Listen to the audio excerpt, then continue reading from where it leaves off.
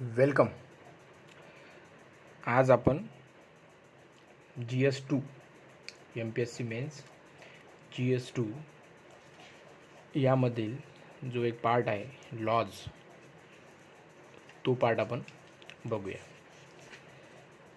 तर यावर्षी एक नवीन ॲक्ट ॲड झालेला आहे सिलेबसमध्ये.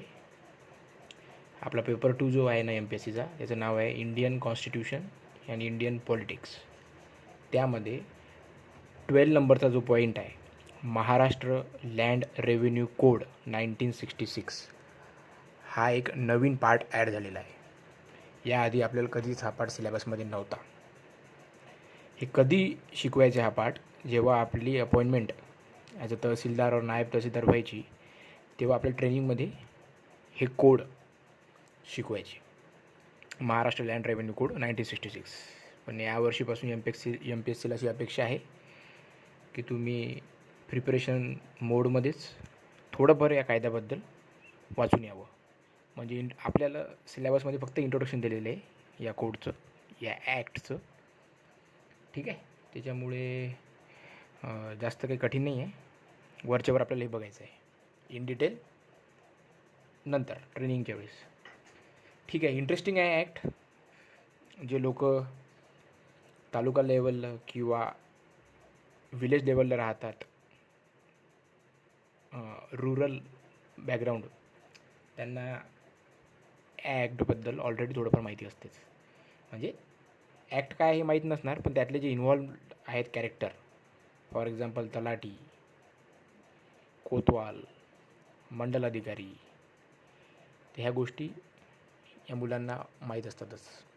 आपल्याला ॲक्टमध्ये सगळं बघायचं आहे. तलाठीचे कार्य काय आहेत, तहसीलदाराचे कार्य काय आहेत, आणि हे जे आहेत आपलं रेव्हेन्यू डिपार्टमेंट महाराष्ट्र गव्हर्नमेंटचं, हे कसं चालते, हे थोडंफार आपण यामध्ये बघूया. चला, तर आता माझ्यासाठी पण हा ॲक्ट नवीन होता. मी थोडंफार वाचून आलो आहे. खूप मोठा ॲक्ट आहे. त्यातल्या काही इम्पॉर्टंट गोष्टीच मी हायलाईट करणार आहे. ठीक आहे, ॲक्टचं नाव आहे Maharashtra land revenue code 1966. Okay. त्यामध्ये आपण पहिले बघणार आहोत डेफिनेशन. त्यानंतर आपण बघणार आहोत काइंड्स ऑफ लँड्स. आता हे जे काढले आहे मी पॉईंट्स, हे ऑलरेडी आपल्या सिलेबसमध्ये आहे. सिलेबसची कॉपी माझ्याकडे आहे, तुम्हाला मी दाखवतो. Maharashtra land revenue code 1966. First point आहे डेफिनेशन. नंतर आहे classes and kinds of lands. नंतर आहे use of lands and procedure of change of use, assessment of land revenue, land records, provisions for appeal, revision and review. ठीक आहे, त्याच गोष्टी मी इथे लिहिलेल्या आहेत. डेफिनेशन आहे पहिला पॉईंट, ते बघणार आपण. Kinds of land, use of land and procedure of change of use, assessment of land, land record, provision for appeal आणि रिव्हिजन अँड रिव्ह्यू. ठीक आहे. आता या टोटल कोडमध्ये 337 सेक्शन आहेत. बघा किती मोठा आहे हे. जवळपास 201 पेजेसचा कोड आहे हा. 337 सेक्शन्स आहेत, 16 चॅप्टर आहेत, 11 स्केड्यूल आहेत. स्केड्यूल ABCDEFG Kपर्यंत आहेत. हे 11 आहेत. आता 337 सेक्शन्स म्हणजे काय? एक सेक्शन 1, सेक्शन 2, सेक्शन 3. आता सेक्शन 1मध्ये हा कोड कुठं अप्लाय होईल याबद्दल सांगितले, म्हणजे महाराष्ट्र टेरिटरी आणि काय नाही. सेक्शन 2मध्ये ईच टर्मचे डेफिनेशन आहेत, म्हणजे या कायद्यात काही नवीन गोष्टी किंवा नवीन टर्म येतील. फॉर एक्झाम्पल गावठाण, आपण म्हणतो ना गावठाण एरिया. ठीक आहे. काही वर्ड असे येतील, दुमला जमीन, नंतर तलाठी वगैरे, ह्याचे काही नवीन थोडेफार नवीन टर्म्स असतील. त्या टर्म्सची डेफिनेशन, ईच टर्मची डेफिनेशन सेक्शन 2मध्ये आहे. ठीक आहे. त्यातले आपण ठराविक सेक्शन बघणार आहे. 337 सेक्शन करणं म्हणजे खूपच मोठा ॲक्ट आहे, म्हणजे खूपच मोठं आहे. तेवढं शक्य नाही. 5 मार्काला आहे फक्त, आपल्याला एवढं करायचं नाही. 16 चॅप्टर आहेत, 11 स्केड्यूल. स्केड्यूल म्हणजे काय? आता पहिल्या स्केड्यूलमध्ये फॉर्मॅट लिहिलं आहे की तुम्हाला काही अर्ज करायचा असेल रेव्हेन्यू डिपार्टमेंटमध्ये, तुमच्या शेतीच्या सातबाऱ्यासाठी किंवा शेताच्या मोजणीसाठी असेल किंवा कशाची रिलेटेड, तर तो अर्जाचा फॉर्मॅट कसा असावा आहे शेड्यूल एमध्ये आहे. शेड्यूल बीमध्ये तुम्हाला काय गोष्टी करायच्या आहेत, त्याचे चार्जेस किती आहेत, तुम्हाला तुमच्या सातबाऱ्यामध्ये काही चेंजेस करायचे त्याचे चार्जेस किती राहतील, किंवा तुमची ही प्रॉपर्टी आहे त्या प्रॉपर्टीचे काही तुम्हाला डॉक्युमेंट्स बनवायचे असेल त्याचे चार्जेस काय राहतील, ह्या सगळ्या गोष्टी याच्यात दिलेल्या आहेत शेड्यूल बीमध्ये. असेच CDEF सीमध्ये सांगितलेले आहे कोणते कोणते अधिकारीकडे तुम्ही कोणत्या कोणत्या गोष्टीसाठी अपील करू शकता. ठीक आहे. काही ठराविक कामासाठी ठराविक अधिकारी ठरलेले आहेत की तुम्हाला तुमच्या जागेचं नाव बदलून पाहिजे, म्हणजे ज्याच्या नावावर जागा आहे त्याचं नाव चेंज करून पाहिजे, तर मग ह्या गोष्टी यात दिलेल्या आहेत. ओके, तर ठीक आहे. तर आपण आता सगळ्यात पहिले काय करणार आहोत, या कोडचं फक्त आता आउटलाईन बघणार आहोत आपण. ठीक आहे. इन डिटेल मार्केटमध्ये पुस्तक तर अजून अवेलेबल नाही आहे नवीन सिलेबसनुसार, पण तुम्ही डायरेक्टली हा ॲक्ट डाउनलोड करू शकता. 200 पानात जवळपास आहे हे कोड, तर ते तुम्ही वरच्यावर वाचू शकता. पण एकदा तुम्हाला आउटलाईन कळली की तुम्हाला ते वाचणं इझी जाईल, कारण की मी या आउटलाईनमध्ये ज्या डिफिकल्ट टर्म आहेत ते इथे आपण एक्सप्लेन करणार आहोत. आउटलाईन म्हणजे ह्याच थोड्या गोष्टी आपण या लँड रेव्हेन्यू कोडबद्दल बघणार आहोत. यात नाही काय आपल्याला काही फंडामेंटल कन्सेप्ट आपले क्लिअर पाहिजे. ठीक आहे. ते या कोडशी रिलेटेड नसतील त्या कन्सेप्ट, पण ते कन्सेप्टचा आपल्याला इथं वापर होईल. फॉर एक्झाम्पल तुम्हाला सातबारा म्हणजे काय हे माहीत पाहिजे. ठीक आहे. अधिकार अभिलेख म्हणजे काय हे तुम्हाला माहीत पाहिजे. ठीक आहे. तर ह्या लहान लहान गोष्टी तुम्हाला माहीत असल्या तरच तुम्हाला हा कोड वाचताना तुम्हाला ते इझिली आकलन होईल किंवा इझिली समजून जाईल. त्याच्यामुळे आपण ते फंडामेंटल कन्सेप्ट बघणार आहोत. Fundamental concept. त्यानंतर आपण आता ॲक्च्युली लॉजमध्ये किती सेक्शन आहेत आणि ते कसे इम्प्लिमेंट होतात हे पण आपण बघू. ठीक आहे. आता काही बेसिक टर्म्स आहेत या 1966 लँड कोडच्या. ठीक आहे. त्या बेसिक टर्म्समध्ये काय येणार आहेत की तुम्हाला ठराविक गोष्टी तुम्हाला माहीत पाहिजे. तिथे काही काही वर्ड असे वापरलेले आहेत, महसूल सचिव, विभागीय आयुक्त, संचालक भूमी अभिलेख. तर मग हे नेमके आहेत कोणते अधिकारी, याचं काम काय, ह्या गोष्टी आपल्याला बघायच्या आहेत. ठीक आहे. त्यानंतर या ॲक्टचं हिस्टॉरिकल बॅकग्राऊंड की बा हा ॲक्ट कशासाठी आला आहे, हा कोड कशासाठी अप्लाय केला आहे. ठीक आहे. ह्या गोष्टी आपल्याला बघावं लागणार आहे. तर 1966 म्हणजे याच्यावरून कळलं तुम्हाला की हे महाराष्ट्र गव्हर्नमेंटने 1966 मध्येच हा कोड तयार केला आहे. याच्या आधी महाराष्ट्र आपला तुम्हाला माहिती आहे 1960मध्ये आपण महाराष्ट्र एक वेगळं झालं आहे, नाही तर गुजरात महाराष्ट्र पहिले एक होतं. मग 1966पर्यंत काय व्हायचं की आपल्या राज्यात असे काही गोष्टी अशा होत्या की त्या स्पेसिफिक टू महाराष्ट्र नव्हत्या. ठीक आहे. त्यात काही जुन्या ॲक्टमध्ये म्हणजे ब्रिटिशकालीन चालत आलेल्या गोष्टी होत्या ज्या इथं सध्या महाराष्ट्रामध्ये अप्लाय करता येत नव्हत्या. त्याच्यामुळे आपल्याला एक युनिफॉर्म कोड तयार करावा लागला. आता तुम्हाला त्याचं एक्झाम्पल देतो. याआधी कसं व्हायचं की जर कोकणमधले एरिया असतील, ठीक आहे, आणि इथे जर काही गोष्टी लोकांना हव्या असतील, तर या कोकणवाल्यांसाठी जो लँड रेव्हेन्यू ॲक्ट होता तो त्यांना फॉलो करावा लागत होता, बॉम्बे रेव्हेन्यू कोडनुसार. ठीक आहे. कोकणमधल्या एरियाचा जे लोक विदर्भामध्ये राहत होते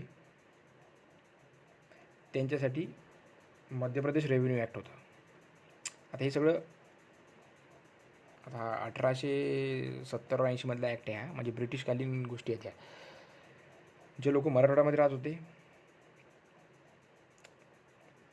त्यांना हैदराबाद रेव्हेन्यू ॲक्ट होता, हैदराबाद रेव्हेन्यू ॲक्ट. ठीक आहे. नंतर महाराष्ट्राला असं वाटलं की आता कोकणातल्या काही तक्रारीला तर आपल्याला हा अप्लाय करावा लागतो ॲक्ट, बॉम्बे रेव्हेन्यू कोड. विदर्भातल्या लोकांसाठी हा ॲक्ट अप्लाय करावा लागतो. मराठवाड्या लोकांसाठी हे हैदराबादवाला रेव्हेन्यू कोड अप्लाय करावा लागतो. मग एक कंबाईन पाहिजे. त्याच्यामुळंच मग महाराष्ट्र लँड रेव्हेन्यू कोड 1966 या सगळ्यांचं कंपाईल करून एकच ॲक्ट बनवला आहे की महाराष्ट्रातल्या कुठल्याही भागातल्या काही लोकांना काही तक्रार असतील किंवा काही लँड रेव्हेन्यूमध्ये प्रॉब्लेम असतील तर सेम ॲक्ट राहील किंवा सेम प्रोसिजर सेम रूल्स राहतील थ्रूआउट महाराष्ट्र. त्याच्यामध्ये 1966मध्ये एक केला. ठीक आहे. त्यानंतर आता काही यात टर्म्स आहेत, आपण त्या बघूया. हा ॲक्ट वाचताना नाही का एक वर्ड येणार आहे नेहमी. त्या वर्डचं नाव आहे दुमला जमीन. ठीक आहे. दुमला जमीन. दुमला जमीन याची डेफिनेशन सेक्शन 2मध्ये आहे या ॲक्टच्या. ठीक आहे. सेक्शन 2मध्ये सगळ्या गोष्टीची डेफिनेशन आहेत. ज्या ज्या टर्म्स आहेत त्या टर्म्सची तुम्हाला काही अडचण असेल आली तर सेक्शन 2मध्ये जायचं, त्या टर्म्सबद्दल सगळं माहिती सांगितलेली आहे. आता दुमला जमीन म्हणजे काय? अशी जमीन ज्यावर सरकार टॅक्स घेत नाही, म्हणजे त्या जमिनीचा टॅक्स घ्यायचा अधिकार सरकारकडे नाही आहे. ठीक आहे. त्या म्हणजे दुमला जमीन. एक दुसरी आहे, म्हणजे दुमला जमीन म्हणजे काय? जसं जुन्या काळात इनाम जमीन होत्या, आपण इनामदाराला काही जमीन गव्हर्मेंट गिफ्ट द्यायचं आणि मग ते इनामदाराला ती जमीन गिफ्ट दिल्यावर गव्हर्मेंट त्या जागेवरचं रेव्हेन्यू घेत नव्हता. ते इमानदारच त्या जागेचं सगळं बघायचं, म्हणजे स्टेटची काहीच ऑथॉरिटी त्या जागेवर राहत नव्हती. तर सेम दुमला जमीन आहे की अशी जमीन की जिच्यावर आपलं स्टेट गव्हर्मेंट टॅक्स किंवा कुठलाही महसूल जमा करू शकत नाही. ठीक आहे. गव्हर्मेंटला तो राईटच नाही आहे त्याच्यावर काही टॅक्स कलेक्ट करण्याचा, त्याला म्हणतात दुमला जमीन. ओके. आता तुम्हाला मी सांगितलं की कुठलाही तुम्हाला अडचण आली तुम्ही सेक्शन 2 वाचायचं, त्यामध्ये सगळ्या गोष्टीचे डेफिनेशन दिलेले आहे. आता आपण या ॲक्ट किंवा या कोडच्या बद्दल अधिक माहिती घेण्यापूर्वी काही गोष्टी आहेत ते तुम्हाला मी सांगतो. Laws, act, rules and regulations. ठीक आहे. यामध्ये फरक आहे. लॉज म्हणजे कायदा, ॲक्ट म्हणजे अधिनियम,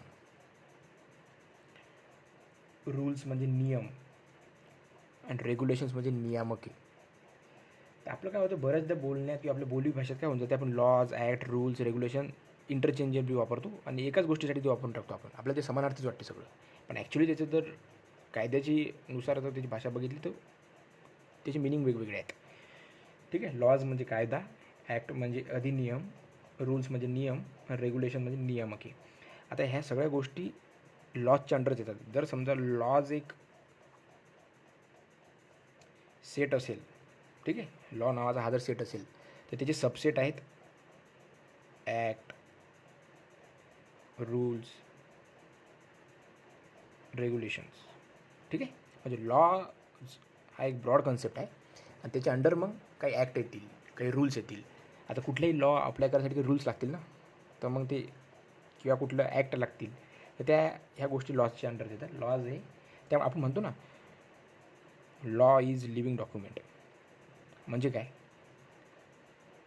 आता एखादा लॉ तयार केला ट्रॅफिकसाठी, ट्रॅफिक कंट्रोलसाठी, मग काही दिवसांनी काय जाणवतं आपल्याला, अरे आता यातल्या जे काही गोष्टी आहेत ना थोड्या चेंज कराव्या लागतील.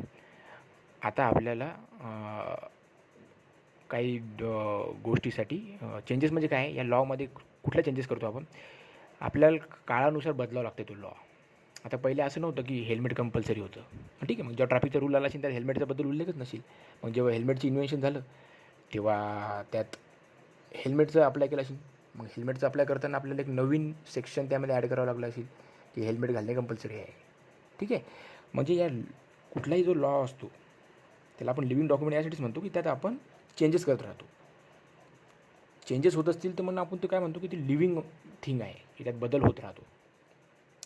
स्टॅटिक गोष्टीत बदल होत नाही, पण कुठल्याही गोष्टीत बदल होत असेल तर आपण त्याला काय म्हणतो, आपण हा जिवंत आहे बाबा हा डॉक्युमेंट, किंवा माणूस जिवंत आहे, यात चेंजेस होत राहतात. तसंच मग डॉक्युमेंट हा जिवंत डॉक्युमेंट आहे, यात आपण चेंजेस करत जातो. Changes according to situation. काही मॉडर्न कन्सेप्ट, काही नवीन गोष्टी आल्यात, टाईमनुसार त्यात काही चेंजेस करायचे असले आपण त्या लॉमध्ये चेंजेस करतो. आणि हे चेंजेस कायसाठी करतो आपण, त्या लॉला अजून पक्क करण्यासाठी किंवा परिपूर्ण करण्यासाठी. ठीक आहे. चेंज करतात कशासाठी की ते लॉ पूर्ण करण्यासाठी. त्या लॉला आपण एका स्टँडर्ड लेवलला घेऊन जातो, त्यात आपण नवीन नवीन चेंजेस करू. ठीक आहे. काही फ्लॉज आपल्याला नंतर कळतात. आधी लॉ आपण एस्टॅब्लिश करतो आणि 7-8 वर्षानंतर लॉज जेव्हा इम्प्लिमेंट होतो ऑन ग्राउंड, तेव्हा मग खालचे अधिकारी सांगतात की ह्या गोष्टी त्यात चेंजेस पाहिजे. मग आपण त्यात नंतर चेंजेस करतो. मग ह्या सगळ्या चेंजेस आपण त्या लॉमध्ये करतो. तर म्हणूनच आपण मग त्या चेंजेस करताना आपण ते रूल टाकतो, काही ॲक्ट टाकतो, काही रेग्युलेशन्स टाकतो. ठीक आहे. होप सो तुम्हाला कळालं असेल. आता कुठलाही कायदा किंवा कोड किंवा कुठलाही ॲक्ट बनताना असं डायरेक्टली बनत नाही. त्याच्यामागे काहीतरी बॅकग्राऊंड असतेच. ठीक आहे. जर आपण म्हटलं महिला सुरक्षितता कायदा, ठीक आहे, मग आपण त्यात चेंजेस काय करत गेलो की 1961मध्ये आपण हुंडाबळीच्या विरोधात कायदा आणला. 2005मध्ये आपण डोमेस्टिक व्हायलन्स ॲक्ट आणला. म्हणजे 2013मध्ये मग ती निर्भयाची केस झाली होती. त्यानंतर आपण सेक्शुअल हॅरॅसमेंट ॲक्ट आणलं आहे. सुप्रीम कोर्टानं 1997मध्ये विशाखा गाईडलाईन्स दिल्या होत्या. मग ह्या गोष्टी आपण त्यात ॲड करतो. ठीक आहे. तर या गोष्टीचं बॅकग्राऊंड काय होतं की आपल्या स्टेटमध्ये वेगवेगळ्या जिल्ह्यात वेगवेगळे रूल्स होते. कोकणात वेगळं होतं, विदर्भात वेगळं होतं, मराठवाड्यात वेगळं होतं. तर ह्या गोष्टीला एक करण्यासाठी आपल्याला हे 1966मध्ये हा एक कंबाईंड सगळ्या महाराष्ट्रासाठी कॉमन असलेला एक लँड रेव्हेन्यू कोड आणावा लागला. ठीक आहे. आता काय आहे, हा इम्प्लिमेंट कसं करायचा, नंतर यात कुठले रूल्स लावावं लागतील इम्प्लिमेंट करताना, तर हे काही गोष्टीमध्ये स्टेट गव्हर्नमेंट चेंज करत राहते. आता जर मला हा 1966 लँड रेव्हेन्यू कोड जर अप्लाय करायचा असेल किंवा इम्प्लिमेंट करायची ऑन ग्राउंड, तर खेड्यातल्या लेवलला तलाठी काही ना काही तिथे रूल बसवणार, काहीतरी रूल्स ठरवणार. फक्त ते रूल्स स्टेट गव्हर्नमेंटच्या अंडर असले पाहिजे. ठीक आहे. तहसीलदारला पण काहीतरी रूल्स तयार करतील तहसीलदार, जेव्हा या ॲक्टला इम्प्लिमेंट करायचं असलं तेव्हा. कारण की इम्प्लिमेंट करतानाच ॲक्च्युली आपल्याला रूल तयार करावं लागतं. ओके. आता नाही का आपण एक रेव्हेन्यू डिपार्टमेंट आणि रेव्हेन्यू डिपार्टमेंटचा एक बेस आहे, त्याच्याबद्दल आपण बघूया. तुम्ही बरेच जण जेव्हा कागदपत्र आपल्या घराचे तयार करत असताना तेव्हा केले असणार. एक असते बघा भूमी अभिलेख ऑफिस, कार्यालय असते ना भूमी अभिलेख. तर ते भूमी अभिलेख कार्यालय या रेव्हेन्यू सिस्टीमचा बेस आहे. ठीक आहे. आपण रेव्हेन्यूला काय म्हणू, महसूल.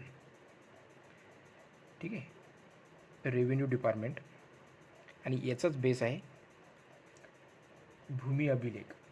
भूमी अभिलेख म्हणजे काय, लँड रेकॉर्ड ऑफिस.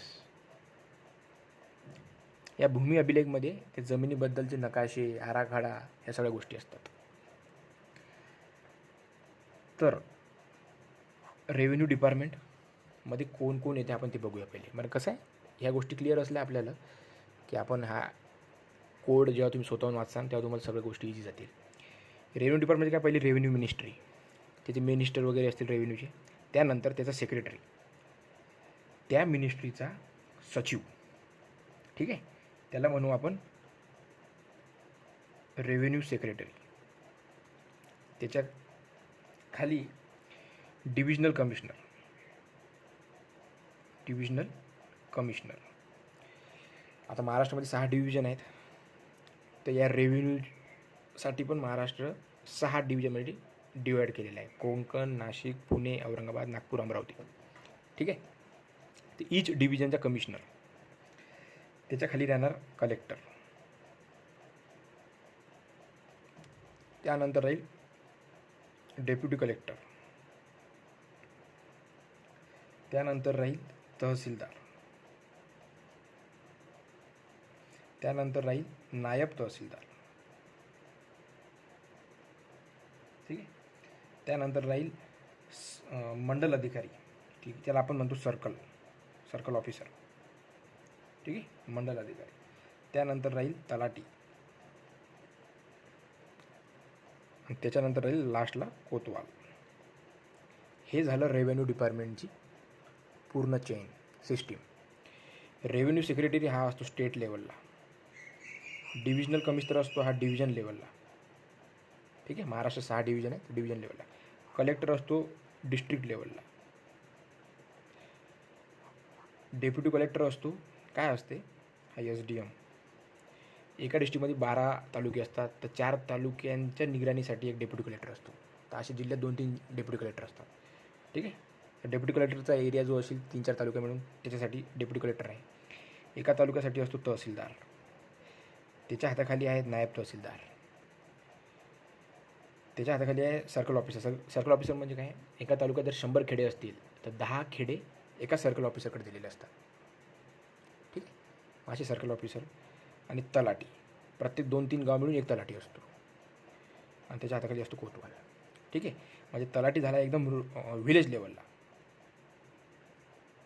तहसीलदार नायब तहसीलदार झाले हे तालुका लेवलला, आणि सर्कल ऑफिसर 10-12 खेडे मिळून एक सर्कल तयार होते, त्याला सर्कल ऑफिसर, मंडल अधिकारी. ठीक आहे. हे झालं तुम्हाला रेव्हेन्यू डिपार्टमेंट. आता हा व्हिडिओ बहुतेक लंबा होईल, तुम्ही हा पूर्ण बघून घ्या, तुम्हाला हा ॲक्ट पूर्ण कळून जाईल. ठीक आहे. त्यानंतर लँड रेकॉर्ड, याला आपण काय म्हणतो, भूमी अभिलेख. ठीक आहे. भूमी अभिलेख तुम्ही ऐकलं असेल ना, हे ऑफिस भूमी अभिलेख हे आहे बेस ऑफ रेव्हेन्यू डिपार्टमेंट. कारण की रेव्हेन्यू डिपार्टमेंट तलाठीला जर काही काम पडलं, नकाशा वगैरे, तर ह्या लँड रेकॉर्डमधून आणावं लागतो. आणि नकाशाच नसतील गव्हर्नमेंटला, तर गव्हर्नमेंटला समजणार कसा की कोणत्या लँडवरच आपल्याला टॅक्स घ्यायचा आहे. त्याच्यामुळं हे डिपार्टमेंट खूप इम्पॉर्टंट आहे रेव्हेन्यू डिपार्टमेंटसाठी. तर रेव्हेन्यू डिपार्टमेंटचं बेस म्हणतात त्याला, भूमी अभिलेखला. याच्यामध्ये काय असतो, स्टेट लेवलला असतो महसूल विभागाचा सेक्रेटरी, त्याचं नाव आहे संचालक भूमी अभिलेख संचालक. ठीक आहे. त्यानंतर असतो हे बा संचालक भूमी अभिलेख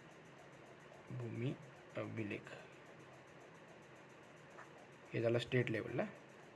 हे फास्टमध्ये हँडरायटिंग, तुम्ही हँडरायटिंगकडे लक्ष देऊ नका. नंतर असतो उपसंचालक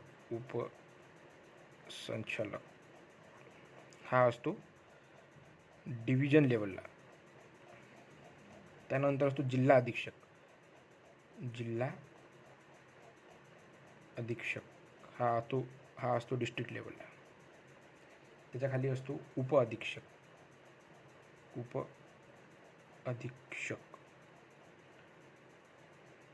ठीक आहे. जसं इथं डेप्युटी कलेक्टर होतं तसं इथं उप अधीक्षक आहे. आणि त्यानंतर असतो अभिलेख किंवा भूमी अभिलेख म्हणतात त्याला. तो हाच येतो उप अधीक्षक भूमी अभिलेख.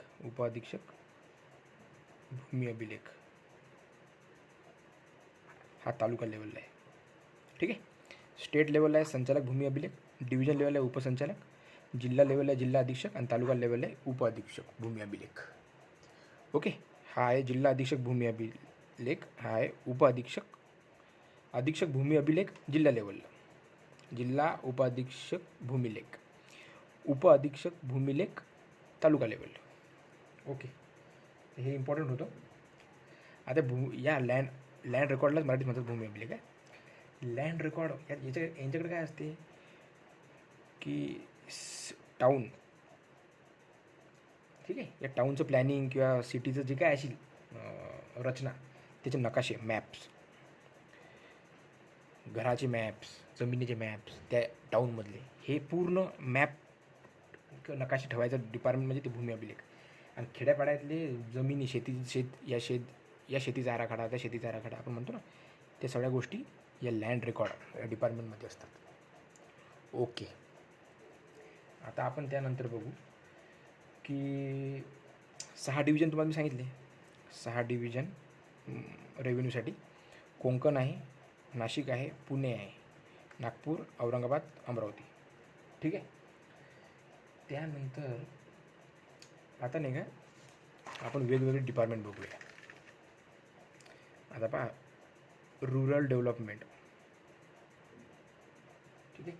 हे डिपार्टमेंट कळाले ना की तुम्हाला समजते की ऑन ग्राउंड ही कामं कशी करतात अधिकारी लोक, किंवा हा लॉ कसा इम्प्लिमेंट केला जातो. Urban development. ठीक आहे. नंतर रेव्हेन्यू डिपार्टमेंट,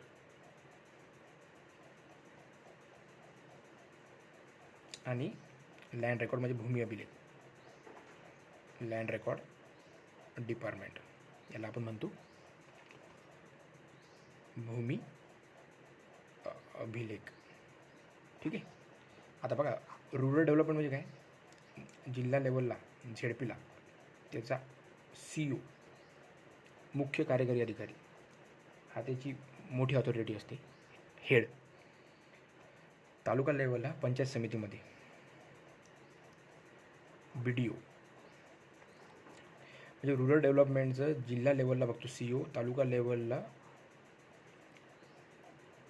बघतो BDO आणि विलेज लेवलला बघतो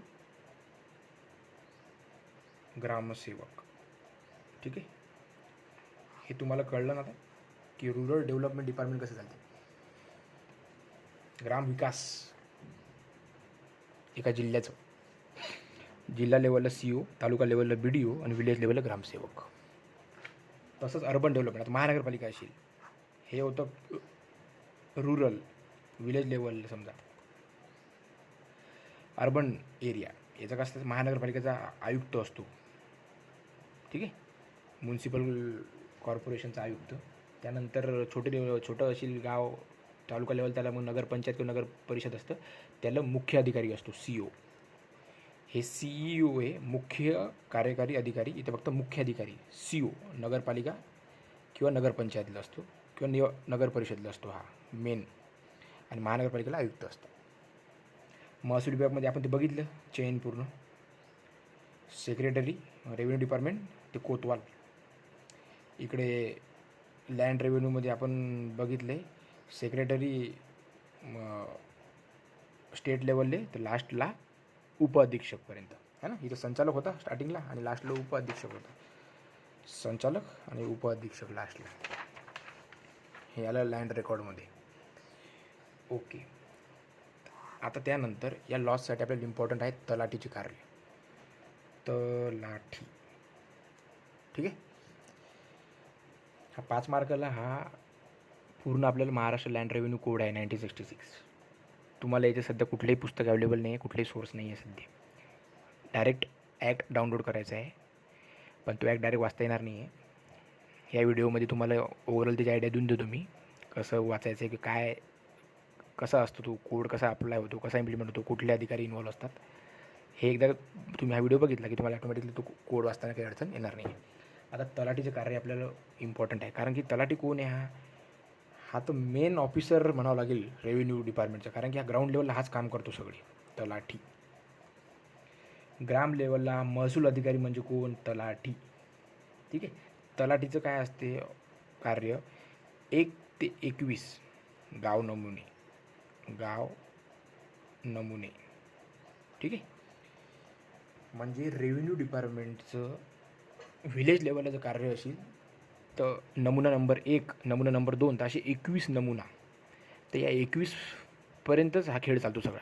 आता जेव्हा आपण म्हणतो ना 7-12, तर ते एकच डॉक्युमेंट नसते, ते एका डॉक्युमेंटमध्ये 7-12, 7 नंबरचा नमुना वर असतो आणि 12 नंबरच्या नमुन्याबद्दल माहिती खाली असते, पण ते दोन्ही नमुने एकाच पेजवर काढल्यामुळं 7-12 म्हणतो आपण त्याला. 7 नंबरचा नमुना म्हणजे काय आणि 12 नंबरच्या नमुन्यामध्ये काय गोष्टी असतात ते आपण पुढे बघू. काय 7-12 म्हणजे काय नेमकं आपण बघू, 7-12 वाचतात कसं काय. तर जर मला कोणी विचारलं तुम्हाला की बा तलाठीचं दप्तर कसं असते, तर तलाठीचं दप्तर म्हणजे काय, नमुना 1 ते 21 हे म्हणजे तलाठीचं दप्तर. ठीक आहे. म्हणजे तलाट्याकडे एक वही असते, त्याला आपण म्हणतो नोंद वही. त्या नोंद वहीमध्ये हे सगळ्या गोष्टी असतात, नमुना नंबर 1 ते नमुना नंबर 21ची नोंदी. ठीक आहे. आता तलाठीचं दप्तर तर म्हटलं तर आपण तुम्हाला सांगितलं मी 1 ते 21 नमुना. आता एक शब्द येणार या कोडमध्ये जेव्हा तुम्ही वाचसान, तो शब्द आहे चावडी. ठीक आहे. चावडी. चावडी म्हणजे काय, चावडी म्हणजे तलाट्याचं त्या गावातील कार्यालय. ठीक आहे. एका तलाट्याकडे 2 ते 3 गावं असतात. तलाठी याच्याकडे 2 ते 3 गावं असतात. त्या गावातील त्याचं कार्यालयाला आपण म्हणतो चावडी. आणि या 2 ते 3 गावा मिळून त्याचं जे कार्यक्षेत्र आहे तलाठीचं, त्याला आपण म्हणतो सज्जा किंवा साजा.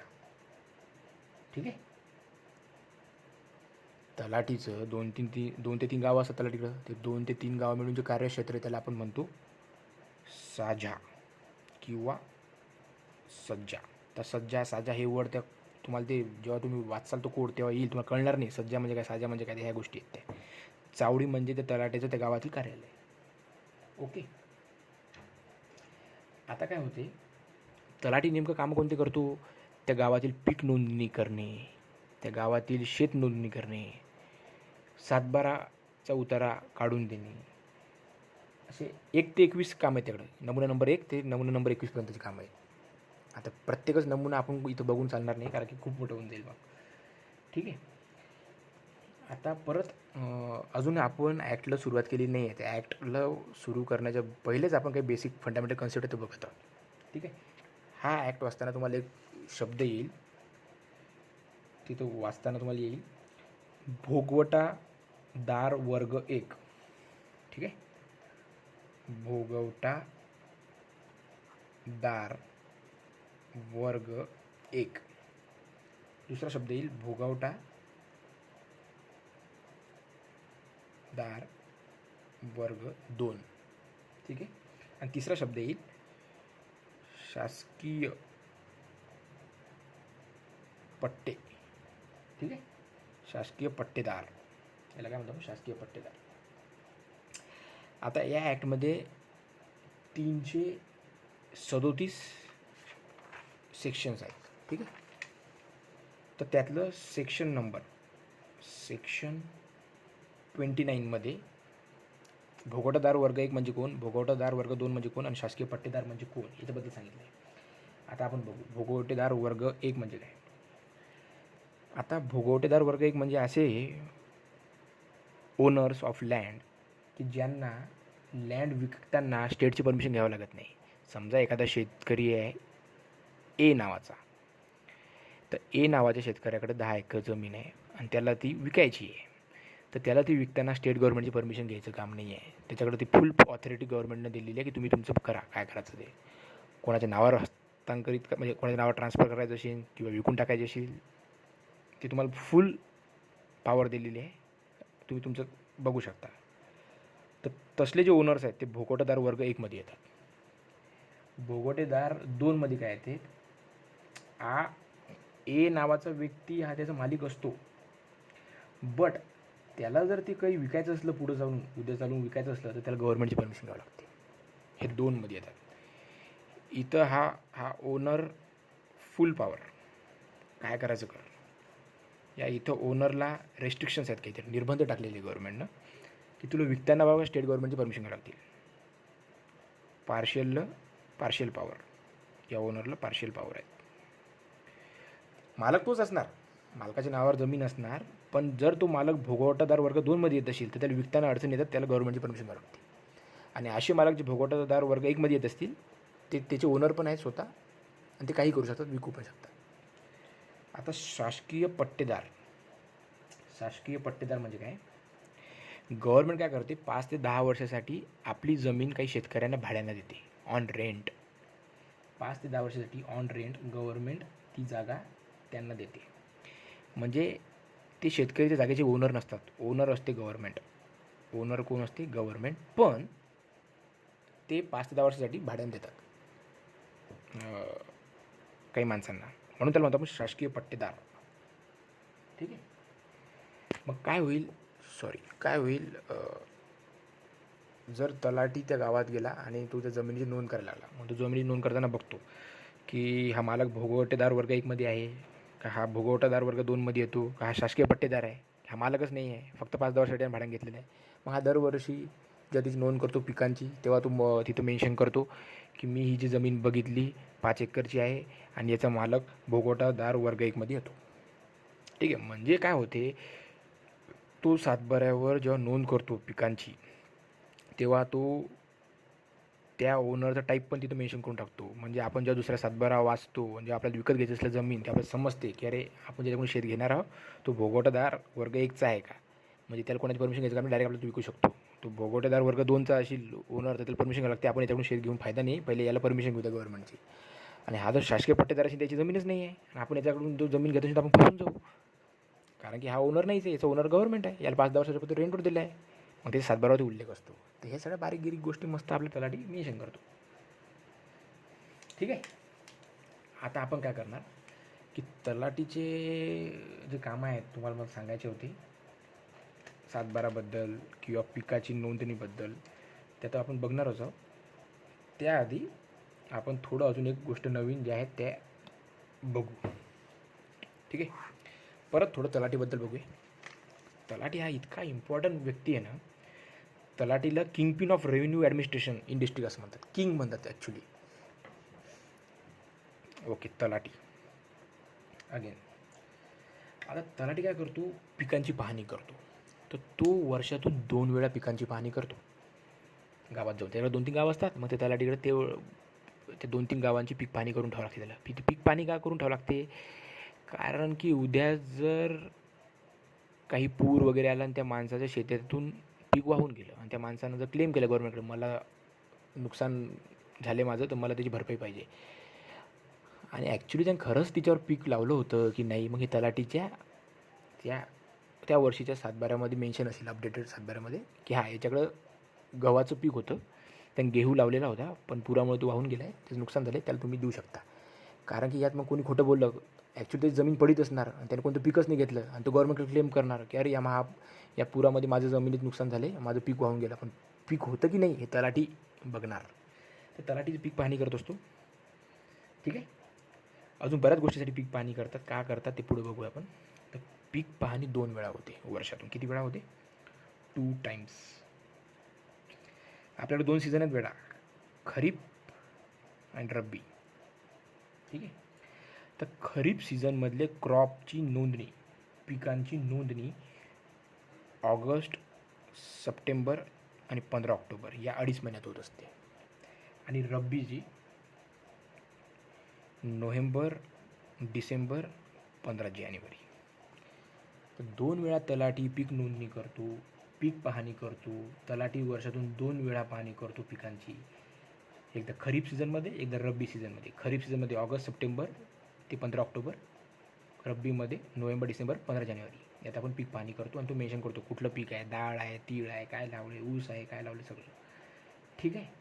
आणि ही पीक पाहणी केल्यावर त्या तलाठीला 31 मेपर्यंत तहसीलदारकडे सबमिट करावं लागते.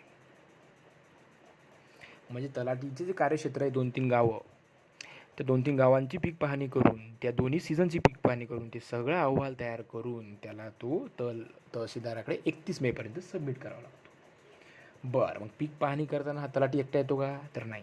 जे लोक खेड्यात राहतात त्यांना माहिती आहे सगळे. पीक पाहणी, ठीक आहे, यात असतात 1+4 म्हणजे कोण? स्वतः तलाठी प्लस, आता याच्यासोबत पहा, 1, 2, 3 हे 4 लोक. आता बघा, पीक पाहणीसाठी जेव्हा येतात तलाठी, तर कोण कोण येते? तलाठीसोबत असतात पहिला एक माणूस सरपंच.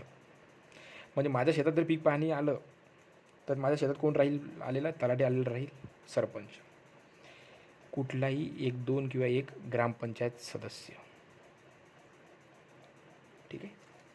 त्यानंतर आजूबाजूचे शेतकरी म्हणा किंवा गावकरी म्हणा, आणि ज्याच्या शेताची पाहणी चालू आहे तो स्वतः ओनर, म्हणजे मी स्वतः तिथे हजर असणार, तेव्हा माझं पीक पाहणी चालू आहे. ठीक आहे. हा व्हिडिओ मी 2 पार्टमध्ये बनवला असता, 30-30 मिनटाचा, पण मी एका पार्टमध्ये बनवून टाकतो. तुम्हाला शक्य नसेल तर तुम्ही 2-3 दिवसातून 10-10 मिनटं असं करत करत पहा. मला असं नाही की तुम्ही पूर्ण व्हिडिओ बघा आणि मला व्ह्यूज मिळायला पाहिजे, असं नाही. तुम्हाला कळलं बस झालं. 10-10 मिनटं बघा, 5-6 दिवस तरी चालेल, काही अडचण नाही. जसा वेळ भेटेल तसं बघत राहा. ठीक आहे. आता हे जे पीक पाहणी पथक किंवा कमिटी आपल्या शेतात आलं करते काय? मग ते आल्या सगळ्यात पहिले ते शेत बघते. चला, हे शेत बघितलं, माझं शेत आहे 5 एकर, तर माझं 5 एकर शेत बघितलं. त्या शेतात कुठली कुठली झाडं आहेत?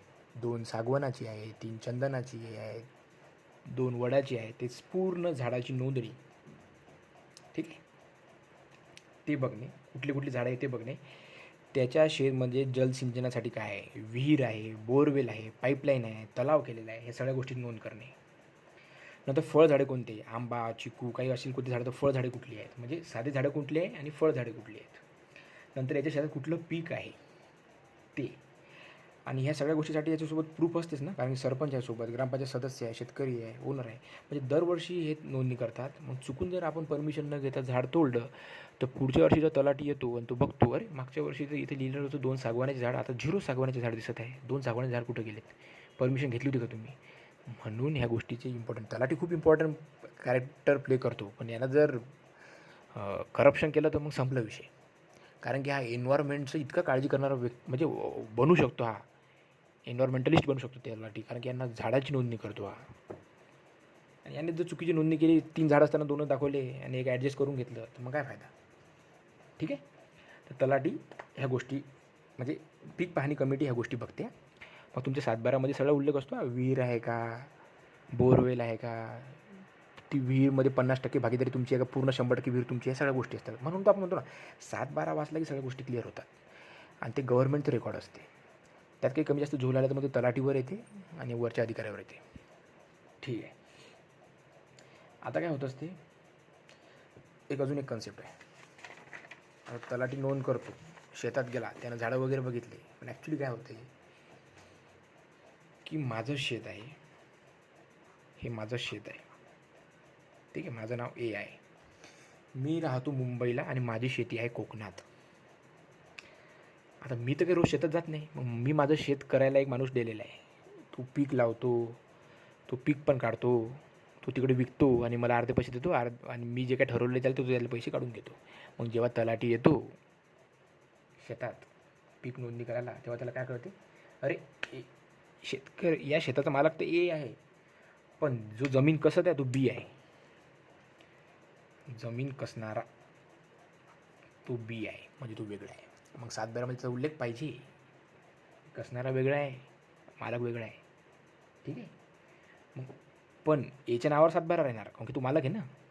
पण ते 7/12मध्ये काय उल्लेख राहील माहिती का, ए याच्यासमोर राहील वरिष्ठ धारक, वरिष्ठ धारक, कारण की हा मेन ओनर आहे. आणि बी जो कसणार आहे त्याच्यासमोर लिहिलेलं राहील कनिष्ठ धारक. ठीक आहे. ह्या गोष्टी लिहिलेल्या आहे. म्हणजे वरिष्ठ धारक कोण आहे, मालक, कनिष्ठ धारक कोण आहे, कसणार, किंवा टेम्पररी सध्या त्याचा कब्जा आहे तिच्यावर, कारण तो आहे ना तिथं, शेती किती करतोय, सगळ्या गोष्टी करतोय. मग याचा उल्लेख कुठं होतो, गाव नंबर नमुना 7, म्हणजे तलाठीकडे जो 7 नंबरचा नमुना आहे त्यामध्ये एक असते 7B म्हणून आहे, तो 7B 7B या उतारामध्ये नोंद असते. नोंद कुठली करतो तलाठी, ए आणि बीची. ए वरिष्ठ धारक आहे आणि बी कनिष्ठ धारक आहे. आणि चुकून का त्यानं एच्या ठिकाणी बी केलं आणि बीच्या ठिकाणी ए केलं, म्हणजे एचं नाव राम आहे आणि बीचं नाव श्याम आहे. आपल्या केसमध्ये राम मालक आहे म्हणून वरिष्ठ धारक तो आहे, पण तलाठीनं चुकून असं लिहिलं की श्याम वरिष्ठ धारक आहे आणि मालक तो आहे. आणि आपलं काय लक्ष नसलं आणि आपण काही दिवस ऑब्जेक्शन घेतलं नाही आणि 3-4 वर्ष असेच गेले आणि बी जर कोर्टात गेला की ही जमीन माझी आहे, तर कोर्ट कधी कधी निकाल लावून टाकते बीच्या नावावर. म्हणजे तलाठी अशी झोल करतात. तुम्ही सतर्क राहायचं. तुम्ही किती ओरडले तरी कोर्ट कधी कधी असं करते यार, कोर्टचे निकाल लावून टाकते आणि ते बी सतत 10 वर्ष झाले बीचा कब्जा आहे आणि मालक गायब आहे, तर मग ते बीला देऊन टाकतात. म्हणून 7B या उतारामध्ये नोंद असते वरिष्ठ आणि कनिष्ठ धारकाची. चुकून याच्याऐवजी बी मालक दाखवला तर मग झोलून जातो. आता याच्यानंतरचा नेक्स्ट पार्ट आहे.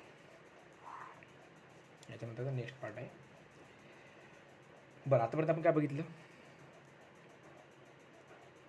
16 पार्ट आहे यात पूर्ण कोडमध्ये. महाराष्ट्र लँड रेव्हेन्यू कोड 1966मध्ये 16 पार्ट आहेत, 337 सेक्शन आहेत आणि 11 शेड्यूल आहे.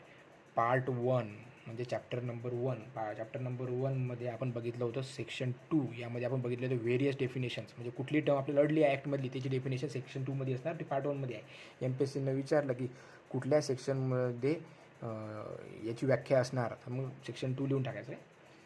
नंतर आपण बघितलं सेक्शन 29. सेक्शन 29 काय होतं?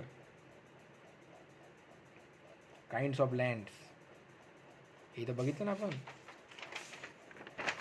सेक्शन 29 काइंड्स ऑफ लँड म्हणजे लँडचे प्रकार. भोगवतार वर्ग 1 का भोगवटादार वर्ग 2चा आहे किंवा शासकीय पट्टेदार आहे.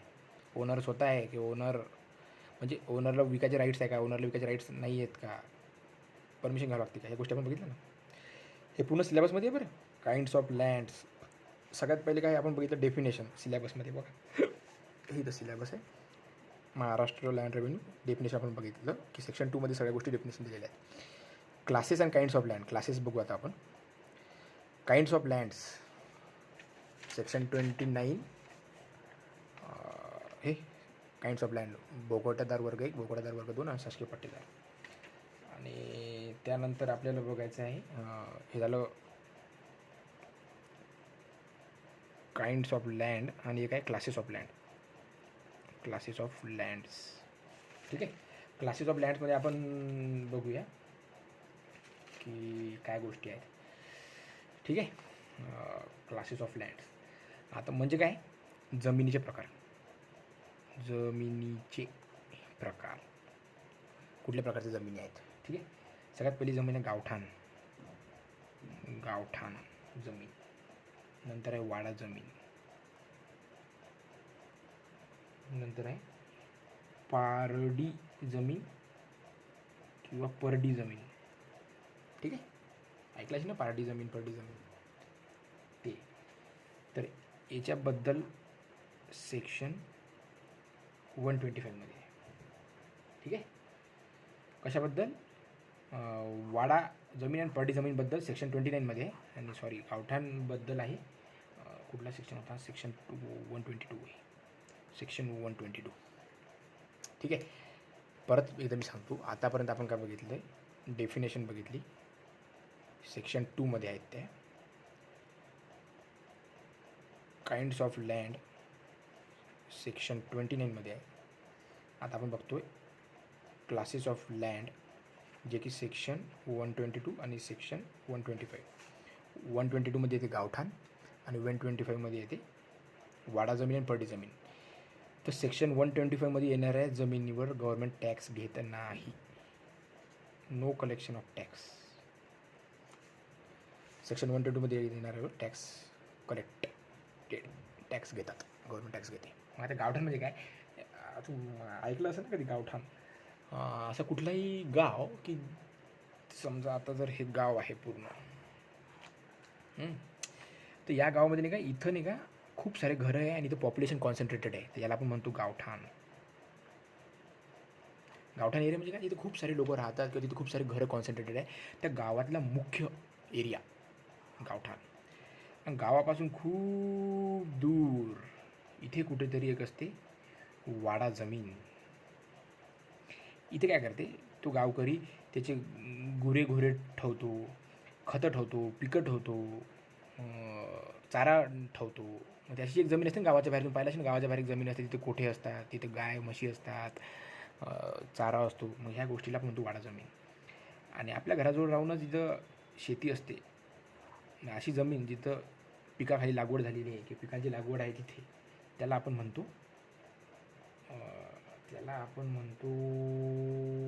गाव जमीन. याला आपण वाडा जमीन म्हणतो. सॉरी, याला आपण म्हणतो वाडा जमीन. नाही, याला हे वाडा जमीन हे आहे जिथं हे आहे, याला आपण म्हणतो परडी जमीन. परडी. ठीक आहे. गावठाण म्हणजे मुख्य गाव जिथे खूप सारे लोक राहतात, खूप सारे घरं आहेत, ते गावठाण. गावापासून थोडं दूर असते वाडा जमीन. वाडा जमीन म्हणजे काय, गावाबाहेर असते, तिथं खते पिके गुरे ढोरे.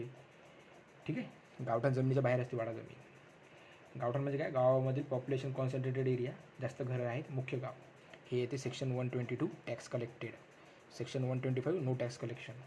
आणि परडी जमीन, परडी किंवा परडी जमीन. परडी जमीन म्हणजे काय, गावठाणच्या बाजूला ही जमीन असते, गावठाणच्या बाजूला ही जमीन असते आणि इथे पिके लावलेली असतात, पिकं लागवड असलेली जमीन. ठीक आहे. हे कळालं. हे पण सेक्शन 125 मधले येते नो टॅक्स कलेक्टेड. ओके. आता ह्या गोष्टी आपल्याला कळलेल्या आहेत. ठीक आहे. आता आपण एक नेक्स्ट पॉईंट बघणार आहे आपण. डेफिनेशन बघितली, classes and kinds of lands बघितले. आता नेक्स्ट पॉईंट जो आहे आपल्या सिलेबसमध्ये तो आहे Maharashtra revenue, definition, classes, kinds, use of land and procedure of change of use. बढिया. आता बघा, आता आपण हा पॉईंट बघतो तिसरा. मी सध्या फक्त डेफिनेशन बघितली, classes and kinds of land बघितले. डेफिनेशनमध्ये ते सांगितलं तुम्हाला सेक्शन 2मध्ये सगळ्या गोष्टी डेफिनेशन आहेत. क्लासेस म्हणजे गावठाण, वाडा आणि परडी जमीन. काइंड्स म्हणजे भोगवटादार वर्ग 1, भोगवटादार वर्ग 2 आणि शासकीय पट्टे. आणि आता आहे use of lands and procedure of change of use. ठीक आहे. तर आता यूज ऑफ लँड बघूया आपण. Use of land, use of land. Okay. तर हे पार्ट 3मध्ये येते. याचे सेक्शन आहे सेक्शन 41, 42 आणि 44. 43 सेक्शन काही इम्पॉर्टंट नाही म्हणून मी या 41, 42, 44 घेतलं आहे. ठीक आहे. 41, 42, 44 हे आहे यूज ऑफ लँड. ठीक आहे. आणि change of use, procedure of change of use. ठीक आहे. ओके. आता हे बघू आपण परत एकदा. नेक्स्ट पॉईंट आपला यूज ऑफ लँड. त्यातच एक पॉईंट आहे procedure of change of use of land. ठीक आहे. Procedure of change of use. आता नेमकं आहे का यूज ऑफ लँड? आणि आता 41मध्ये काय सांगितलं आहे की तुम्ही ही जमीन शेतीसाठी घेतली आहे की शेतीसाठी न घेतली आहे. म्हणजे ही जमीन कृषक आहे का? जर ही कृषक जमीन असेल तिथं फक्त शेतीच करायची. इथं तुम्ही कुठली इंडस्ट्री, कुठलं मंगल कार्यालय, कुठलं काही शोरूम टाकतो हे धंदे करायचे नाही. कृषक जमीन आहे ना, 41मध्ये काय कृषक जमीन.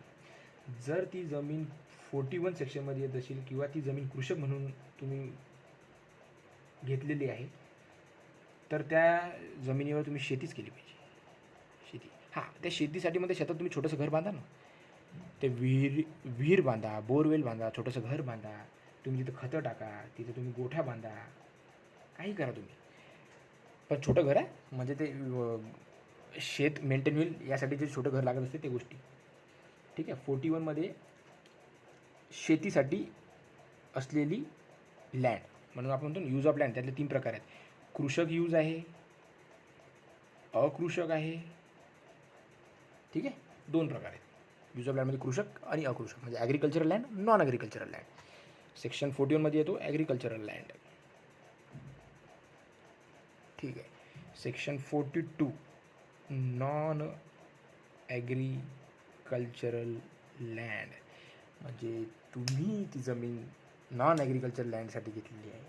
तिथं तुम्ही एक तर तुमचं घर बांधा, म्हणजे शेती सोडून काही करा, उद्योग करा, घर बांधा, व्यापार करा, तुमचं निवासस्थान जबरदस्त बंगला बांधा, काय करायचं ते करा. तर नॉन ॲग्रिकल्चर लँड आपण म्हणतो ना. येणे, तुझा प्लॉट येणे आहे का रे बाबा, नॉन ॲग्रिकल्चरल. म्हणजे नॉन ॲग्रिकल्चर प्लॉटवरच एक काम करता येतात, व्यापार, उद्योग, शेती वगैरे. ठीक आहे. आणि मग शेतीच्या जमिनीसाठी आपण 7/12 पाहतो. ओके. आता काय होत असते मग, याचा अर्थ असं नाही बरं की तुम्ही परमिशन घेतली आहे घराची आणि तुम्ही उद्योग चालू केला. नाही. घर, उद्योग, व्यापार एक्सेट्रा, त्यातलं तुम्ही जे मेन्शन केलं आहे कायसाठी घर घेतली, काय कशासाठी ती जमीन घेतली, तेच गोष्ट करा. जेव्हा तुम्ही ते प्लॉट घेता किंवा खरेदी करता ते लिहिसा ना तुम्ही, घरासाठी किंवा उद्योगासाठी, तर त्याच गोष्टी करा. तिथं घेतली उद्योगासाठी आणि तुम्ही चालू केलं तिथं घर बांधणे चालत नाही. कारण की वेगवेगळे असतात ना जे टॅक्स कलेक्शन वेगळे आहे ना त्या जमिनीचं. तर जमिनीचं घर असेल तर टॅक्स कमी आहे, त्या जमिनीवर जर उद्योग असेल तर टॅक्स जास्त आहे, त्याच्यावर व्यापार असेल तर मग अजून जास्त टॅक्स आहे. त्याचे इलेक्ट्रिसिटीचे चार्जेस वेगळे आहेत. ठीक आहे. आता सेक्शन 44 काय सांगते, चेंज ऑफ म्हणजे procedure of change of use. म्हणजे तुमचं जर तुम्ही घरसाठी ते घेतलं आहे आणि तुम्हाला उद्या उद्योग करायचं आहे आणि तुम्हाला ते घर टू उद्योग हे चेंज करायचं आहे, तर मग सेक्शन 44मध्ये सांगितले प्रोसिजर हाऊ टू चेंज. किंवा तुमची ती शेती आहे आणि तिथे तुम्हाला उद्योग करायचा आहे, म्हणजे कृषकमधून तुम्हाला अकृषकमध्ये जायचं आहे, तर मग ते चेंज करण्यासाठी जी प्रोसिजर आहे ती 44मध्ये दिली आहे. 44 सेक्शनमध्ये दिलं आहे procedure of change of use. ठीक आहे. ओके. तर ह्या गोष्टी तुम्हाला आता कळाल्या. यालाच एक दुसरं नाव आहे या सगळ्या गोष्टी ज्या आहे ना, क्लासेस ऑफ लँड्स. म्हणजे कृषक आहे का अकृषक आहे, क्लासेस ऑफ लँड्स. ठीक आहे. आता याच्या पुढं एक आपला पॉईंट आहे. व्हिडिओ 55 मिनिटाचा ऑलरेडी झालेला आहे, लवकर संपणार नाही, कारण की हे तुम्हाला बारीक बारीक गोष्टी सांगायच्या म्हटलं थोडा वेळ लागणारच. चालेल. ठीक आहे. आता आपण बघू पुढे काय आहे. आता बघा, जर मला हे चेंज करायचं आहे, माझं आहे शेतीचं साठी घेतलेलं लँड आणि मला तिथं उद्योग करायचा, मग मला चेंज करायचं, मग प्रोसिजर काय. मग प्रोसिजर सांगितले, त्याची प्रोसिजर काय सांगितली मी पहा. 7 दिवसात तुम्ही, म्हणजे तुम्ही अर्ज केला, जिल्हाधिकारी कलेक्टरकडे अर्ज करावा लागतो. आता ॲक्च्युली तुम्ही कलेक्टरकडे जात नसता, कलेक्टरने प्रत्येक तालुका लेवलला एक अधिकारी अपॉइंट केलेला असतो, जसं तहसीलदार इथं अपॉइंट असेल किंवा नायब तहसीलदार अपॉइंट असेल या गोष्टीसाठी. आपण म्हणताना कलेक्टर बोलतो, कलेक्टरकडे आपण अर्ज करतो. ॲक्च्युली कलेक्टरकडे जात नसतो आपण, कलेक्टरचं ऑफिस जे असते तालुका लेवलला तिथं आपण सबमिट करतो ते. तर कलेक्टरकडे आपण अर्ज करतो आणि 7 दिवसात कलेक्टर आपल्याला पोचपावती देतो. पोचपावती म्हणजे काय, जिल्हाधिकारी 7 दिवसामध्ये पोचपावती देणार की मला हा अर्ज मिळाला. तुमचा चेंज ऑफ यूज, जे तुम्हाला लँडचं क्लास बदलायचा आहे, कृषक टू अकृषकमध्ये जायचं आहे किंवा अकृषकचं कृषकमध्ये जायचं आहे किंवा अकृषकमध्ये घरात टू उद्योग जायचं आहे किंवा उद्योग टू घरात कुठं जायचं आहे, त्याची मला तुमचा अर्ज मिळाला. हे 7 दिवसात त्याला द्यावं लागते कलेक्टरला. त्यानंतर 90 दिवसात कलेक्टर सांगणार की हे चेंज करण्यालायक आहे का, की चेंज करणे पॉसिबल आहे का, इथे कन्वर्ट होऊ शकते का, कन्वर्जन पॉसिबल आहे का. म्हणजे कृषक टू अकृषकमध्ये तुम्ही जाता येते का, किंवा सेम अकृषक टू कृषकमध्ये जाता येते का, किंवा घर असेल उद्योग तुम्ही तिथे करू शकता का, यासाठी चेंज करू शकता का लँडचं टाईप. तर हे तुम्हाला 90 दिवसात कलेक्टर सांगणार कन्वर्ट होऊ शकते का नाही. ठीक आहे.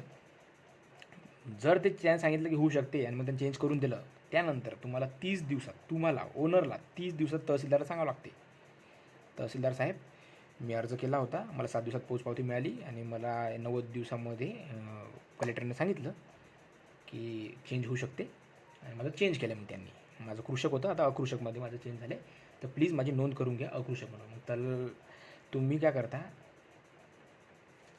तहसीलदाराला सांगून देता. ठीक आहे. म्हणजे ॲक्च्युली तुम्ही तलाठीला सांगता, तलाठी तहसीलदाराला सांगतो. ठीक आहे. मग गावाला तलाठीला पहिले सांगून द्यायचं की मी हा बदल करून घेतलेला आहे, कृपया तुम्ही तिथे नोंद करून घ्या. मग बदल झाला असेल तर तहसीलदाराला कळवणे की माझा बदल झालेला आहे, आणि मग तो बदल करून बी घ्यावा लागतो आपल्या 7/12मध्ये किंवा आपल्या NA प्लॉटवर लिहून घ्यावं लागेल की घराचं उद्योगमध्ये केलं आहे, जे काय असेल ते. ठीक आहे. बरं. आता हे कन्सेप्ट नाही का थोडीफार तुम्हाला कठीण वाटत असेल का डिफिकल्ट असेल, जे लोक ग्रामीण भागाशी रिलेटेड नाही आहेत किंवा ते बॅकग्राऊंड ग्रामीण भागाशी नाही आहे त्याचं, तर मग हे कन्सेप्ट त्यांसाठी थोडी कठीण वाटते, पण मी इझी लँग्वेजमध्ये सांगतो आहे. ओके. आता जुन्या काळात कसं राहायचं, इनाम राहायचं ना, की गव्हर्नमेंट त्या इनामलं ते गिफ्ट देऊन टाकायची एखादी जागा, म्हणजे इनामदाराला आपण ती जागा गिफ्ट देऊन टाकायची आणि मग तिच्यावर ते टॅक्स कलेक्शनचा अधिकार गव्हर्नमेंटचा राहत नव्हता, कारण ती जागा गिफ्ट दिलेली आहे इनामदारला. ओके. इनाम झालं. आता 7/12 बघूया यार आपण. माझ्या आवडीचं आहे 7/12 कन्सेप्ट. 7/12 इम्पॉर्टंट आहे. नेमकं असते काय 7/12. 7/12 7/12 म्हणतात जमिनीचा आरसा. जमिनीचा आरसा. ठीक आहे. ते बघूनच कळेल की जमीन कशी आहे आणि किती आहे आणि कुठली आहे. म्हणजे 7/12 बघून काय कळते, ए पर्सनच्या नावावर किती जमीन आहे आणि कुठे आहे आणि कशी आहे. ठीक आहे. 7/12 म्हणजे काय म्हणतो आपण, जमिनीचा आरसा. ते बघूनच आपल्याला कळेल, जर ए पर्सनकडे एका गावात जमीन असेल, मग त्या गावात त्या पर्सनकडे किती जमीन आहे, त्या गावात त्या पर्सन किती जमीन आहे, कशी आहे आणि कुठे आहे. ठीक आहे. हे 7/12 फोन करा. 7/12 2 डॉक्युमेंटचं मिळून एक डॉक्युमेंट बनलेलं आहे, 2 नमुन्याचं मिळून एक डॉक्युमेंट बनलेलं आहे. हे असा असतो 7/12. वर असतो 7 नंबरचा नमुना, खाली असतो 12 नंबरचा नमुना. तर 7 नंबरच्या नमुन्यामध्ये मेन्शन असते किती जमीन आहे, म्हणजे क्षेत्रफळ, एरिया. ठीक आहे. 7 नंबरच्या गाव नमुन्यामध्ये तलाट्याकडे नोंद असते की याच्याकडे जमीन किती आहे, एची किती जमीन आहे त्या गावात आणि किती एरिया आहे. बीमध्ये काय असते, कोणत्या प्रकारची आहे, कोणत्या प्रकारची आहे, ओलीत आहे, कोरडवाहू आहे, डोंगर भागात आहे, कशी आहे, त्यामध्ये पीक कुठलं आहे, म्हणजे 10 एकर शेती आहे पण त्यातले किती एकरच पीक लावलेलं आहे, पीक धारण क्षेत्र किती आहे, त्यानंतर कोणती पिके आहेत, कोणती पिके आहेत, त्यानंतर तिथे असणार कोणती पिके आहेत, मग त्या पिकांची नोंद, त्याच्या त्यात विहीर आहे का, बोर आहे का, पाईपलाईन आहे का, हे 12मध्ये मेन्शन असते. म्हणून आपण म्हणतो 7/12 बघू तर तुझा. मग 7/12मध्ये कळते की चाटा मारला आहे का, की त्याच्याकडे खरंच तेवढी जमीन आहे का, मग किती जमीन आहे आणि कुठे आहे, कुठे आहे गावात किती आहे, आणि त्या गावात त्याच्या माणसाकडे टोटल जमीन आहे. असं नाही की त्याच्याकडे इथं जमीन असेल तर मग इथं पण असेल, तर मग ह्या या माणसाच्या गावात जिथं जिथं जमीन असेल तर सगळ्या जमिनीचं मेन्शन असते त्याच्याकडं 7/12मध्ये, त्या एज. ओके. 12मध्ये ह्या गोष्टी कोणत्या प्रकारची आहे, पीक धारण क्षेत्र किती आहे, कोणती पिके लावली आहेत, पिकांची नोंद केलेली आहे का, ह्या गोष्टी. आता 7/12ला त्या कायद्यामध्ये शब्द वापरला आहे अधिकार अभिलेख. म्हणजे काय, रेकॉर्ड, अधिकार अभिलेख. ठीक आहे. ते 7/12 हे आहे सेक्शन 148. ठीक आहे. आता बघा, एक गुंठा म्हणजे किती, 33 फूट गुणेला 33 फूट म्हणजे 1089 फूट. ठीक आहे, एक गुंठा. त्यानंतर 40 गुंठा म्हणजे 1 एकर, आणि 1 हेक्टर म्हणजे 2.5 एकर. ठीक आहे. ओके. आता आपलं नेक्स्ट पॉईंट आहे त्या याच्यात, असेसमेंट ऑफ लँड. हे बघा, आपण बघितलं महाराष्ट्र डेफिनेशन बघितली, classes and kinds of land बघितले, यूज ऑफ लँड बघितला, procedure of change of use, कृषक टू अकृषक मध्ये जाता येते का. असेसमेंट ऑफ लँड रेव्हेन्यू हे बघू आता आपण. Assessment of land revenue, assessment of land revenue, assessment of land revenue. Okay. Assessment of land revenue यात नाही का, महसूल आकारणी, म्हणजे असेसमेंटला म्हणजे काय, आकारणी, महसूल आकारणी म्हणजे टॅक्स कसा कलेक्ट होतो, किती कलेक्ट होतो, कोणाचा कलेक्ट होतो, ह्या सगळ्या गोष्टी आपल्याला बघायचं आहे. तर यातलं इम्पॉर्टंट सेक्शन आहेत 64, 67, 68 अँड 78. ठीक आहे. 64मध्ये सांगितले की दुमला जमीन सोडून सर्व जमिनीचा महसूल कलेक्ट करण्याचा अधिकार गव्हर्नमेंटचा आहे. दुमला जमीन म्हणजे अशी जमीन की ज्या जमिनीवरचं टॅक्स कलेक्ट करण्याची टॅक्स कलेक्शनचा राईट स्टेट गव्हर्नमेंटचा नाही आहे. फॉर एक्झाम्पल, काही गावं अशी असतात की तिथलच्या देवस्थानाकडे त्या गावचा महसूल कलेक्ट करण्याचा अधिकार असतो, तर मग मी त्या गावाला म्हणेन दुमला गाव. किंवा काही जमीन अशा असतात की एखाद्या संस्थेकडे त्या जमिनीचं टॅक्स कलेक्शनचं अधिकार असतो, त्याला मी म्हणणार दुमला जमीन. अजूनही महाराष्ट्रात काही दुमला गाव आहेत की जे देवस्थान त्या गावचे, कोकणात आहे असे देवस्थान की जे त्या गावचं रेव्हेन्यू कलेक्ट करतात आणि ते व्हॅलिड आहे, कोर्टात टिकते त्या गोष्टी. आणि दुमला जमीन, की अशा जमीन की ज्याच्याकडं गव्हर्नमेंट अधिकार नाही आहे त्याच्याकडे tax कलेक्शनचा.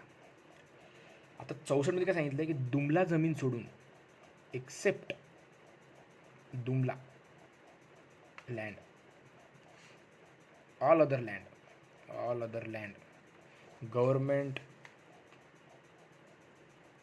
Has the right to collect tax. ठीक आहे. 67मध्ये काय सांगितलं आहे, आकारणी पद्धत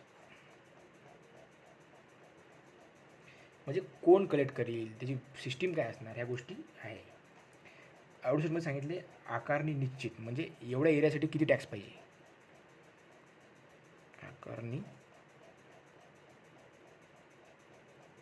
निश्चित केलेली आहे, किती घ्यायची, 1000 रुपये 2000 रुपये काय असं तसं, या सगळ्या गोष्टी. आणि 78 परत 64 म्हणजे काय, शासन सर्व जमिनीवरचं कर म्हणजे गव्हर्नमेंट टॅक्स घेणार सर्व जमिनीवरचं एक्सेप्ट दुमला जमीन. 67 मध्ये पद्धत आहे. 68मध्ये लिहिले किती असणार टॅक्स हे डिसाईड करणार कलेक्टर किंवा महसूल अधिकारी. ठीक आहे. किंवा महसूल आकारणी कशी होईल हे पण कलेक्टर डिसाईड करणार. आता 78 याला म्हणतात पिकांची आणेवारी किंवा आताच्या भाषेत मॉडर्न भाषेत पैसेवारी. पिकांची पैसेवारी. ठीक आहे. आता काय होत असते, कधी त्या गावात खूप सारा पूर आला, मग त्या गावात जर महापूर आला मग त्या गावातले जमिनीतलं पूर्ण क्रॉप्स उडून गेले त्या पुरात किंवा वाहून गेले, त्याचं नुकसान झालं. मग अशा वेळेस काय होईल, त्या गावात तलाठी येईल आणि बघील अरे खूप सारं नुकसान झालं आहे, मग यांच्यावर टॅक्स लावायचा की नाही लावायचा हे ते गव्हर्नमेंटला सांगेल ना तू. मग त्याच्याकडं 3 पर्याय असतात. म्हणजे तलाठीकडे नाही, ते एक महसूल कमिटी असते, म्हणजे ही कमिटी येते पिकांची पैसेवारी किंवा पिकांची आणेवारी करणारी कमिटी आहे, ती येते. कधी येते, जर त्या एरियात दुष्काळ पडला असेल, त्या एरियात गारपीट झाली असेल, त्या एरियात महापूर आला असेल, त्या एरियात आग लागली असेल, मग अशा वेळेस जमिनीत नुकसान झालं असेल, पिकांचं नुकसान झालं असेल, मग त्या वर्षीचा रेव्हेन्यू कॅन्सल करायचा का, म्हणजे माफ करायचं का, किंवा तहकूब म्हणजे एक्सटेन्शन द्यायचं का त्यांना, की आज नका भरू, एका वर्षात भरा, सध्या तुमची परिस्थिती वाईट आहे, आता कोरोनामुळे सध्या वाईट परिस्थिती, तुम्ही एका वर्षात भरा टॅक्स, किंवा डिस्काउंट द्यायचं का काही, म्हणजे पूर्ण नका भरू पण 50% तरी भरा, अंशतः भरा. ठीक आहे. हे कधी होईल, ते एरियाची पाहणी बघून, की खूपच जास्त दुष्काळ असेल तर मग माफ करून टाका ना यार, आणि थोडंसं नुकसान झालं आहे तर मग डिस्काउंट द्या, आणि एवढं काही नुकसान झालेलं नाही आहे पण सध्या तुमची परिस्थिती नाही आहे, मग जाऊ द्या बाबा, तहकूब करू आपण, एक्सटेन्शन देऊ. ठीक आहे. तर हे मग पिकांची आणेवारी किंवा पैसेवारीवाली जी कमिटी बघते. आता पहिले आणेवारी कोण म्हणायची, कारण की ब्रिटिश काळात काय व्हायचं, एक आना म्हणजे 12 पैसे, म्हणजे 16 आना इज इक्वल टू 1 रुपया राहायचा तेव्हा. म्हणजेच काय झालं, 16 आना 12 गुणिले 16 192 पैसे, म्हणजे पहिल्याचा 1 रुपया म्हणजे किती रे भाई, 192 पैसे. ठीक आहे. हे ब्रिटिश. आता मॉडर्न पैसेवारी म्हणजे 1 रुपी इज इक्वल टू 100 पैसे, म्हणून आपण याला म्हणू पिकांची पैसेवारी. पिकांची आणेवारी पहिले ब्रिटिश लोक म्हणायचे, आता पिकांची पैसेवारी. ठीक आहे. तुम्ही म्हणसान की हे दुष्काळ आणि महापूर आला, टॅक्स माफ करायचं का नाही, ह्या गोष्टी आताच करते मॉडर्न ह्याच्यात. पहिले कुठं होते, ब्रिटिश काळात पण होत होते. खेडचं महात्मा गांधीचं आंदोलन कायसाठी होतं, की शेतकऱ्यांचं टॅक्स माफ करा तुम्ही, त्यांचं नुकसान झाले. बरं ठीक आहे. नेक्स्ट बघू आपण आता, की आता ही जी आहे ना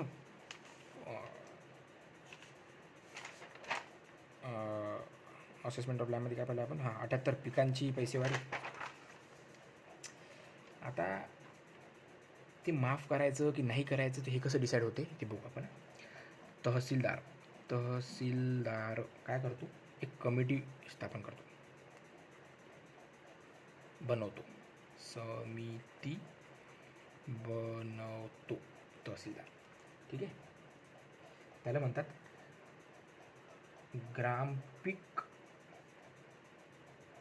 पाहणी समिती किंवा ग्रामपीठ पैसेवारी समिती.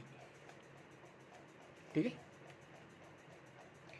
हे बाय तहसीलदार एक समिती बनवली जाते. त्याला एक नाव आहे ग्रामपीठ पाहणी समिती और ग्रामपीठ पैसेवारी समिती. आता यात 4 लोक असतात. किती असतात? 4 लोक. पहिला असतो मंडल अधिकारी, त्याला आपण सर्कल म्हणतो. त्याच्या अंडर असतात 2 शेतकरी प्रतिनिधी आणि एक असतो तलाठी. हे लोक ते क्षेत्र पाहण्यासाठी जातात जिथं नुकसान झालं आहे.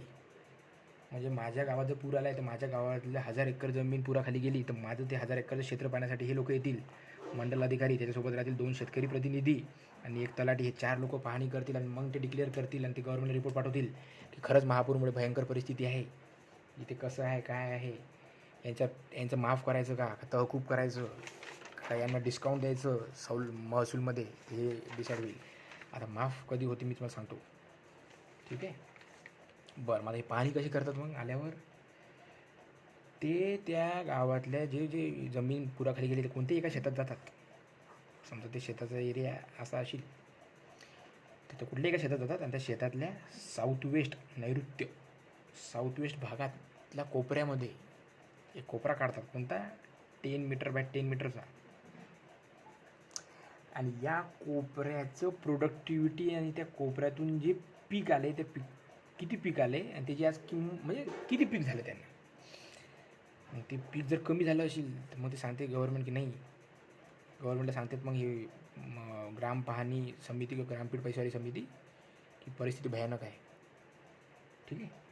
म्हणजे कुठलेही एक ते नुकसान झालेल्या क्षेत्रात जातात, तिथलं कुठलंही एक शेत घेतात आणि ते कोणत्याही शेताचा साऊथ वेस्ट कोपरा काढतात 10 मीटर बाय 10 मीटरचा. म्हणजे 10 metre into 10 metre equal to 100 metre square, म्हणजे त्याला आपण म्हणतो 1 आर. ठीक आहे. मग त्या 1 आरचं सरासरी प्रोडक्शन, त्याचं ॲव्हरेज प्रोडक्शन काढतात. कुठलं? मागच्या 10 वर्षातलं आणि आत्ताचं प्रेझेंटचं प्रोडक्शन काढतात. लास्ट 10 इयर त्या 10 बाय 10 एरियाचं प्रोडक्शन. आणि आता नुकसान झालं आहे ना, मग आपण क्षेत्र पाहायला गेलो आहे तर मग आजचं प्रेझेंट त्याचं प्रोडक्शन त्या कोपऱ्याचं. मग हे लास्ट 10 इयर प्रेझेंटचं कंपेअर करतात. आणि जर ते 50% कमी झालं उत्पादन मागच्या 10 वर्षापेक्षा, म्हणजे इथं जर व्हायचं मला या एरियात मागच्या 10 वर्षापासून 10 किलो गहू, एवढ्या एरियात 10 मीटर बाय 10 मीटर एरियात 10 किलो गहू व्हायचे. हे झालं माझं ॲव्हरेज प्रोडक्शन लास्ट 10 इयर. पण यावर्षी पुरामुळं ते 10 किलो न होता 4 kg झालं. म्हणजे 50%पेक्षा कमी उत्पन्न झालं, उत्पादन झालं, प्रोडक्शन 50% कमी झालं. तर त्याला आपण जाहीर करू ड्रॉट एरिया, म्हणजे दुष्काळ. म्हणजे दुष्काळ पडला किंवा माफ करा यांना सवलत. म्हणजे दुष्काळ म्हणजे असं नाही की पुराला म्हणून दुष्काळ, मग पुरामुळे नुकसान झालं तर मग ते तिथे सांगते की बा महापुरामुळे नुकसान झाले तर यांचं माफ करा.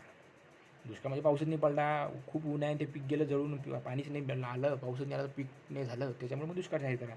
पण हे दुष्काळ जाहीर करा किंवा महापुरामुळे नुकसान झालं हे जाहीर करा, कुठलंही गारपीटचं नुकसान जाहीर करा, जे काही जाहीर करायचं असेल, रद्द करायचं असेल टॅक्स, माफ करायचं असेल टॅक्स, तर ते 50%पेक्षा कमी उत्पन्न झालं पाहिजे मागच्या 10 वर्षापेक्षा. याचं होपसो हे क्लिअर असेल. हे नसेल क्लिअर तर तुम्ही कमेंटमध्ये विचारा किंवा हा व्हिडिओ मागे घेऊन बघून घ्या.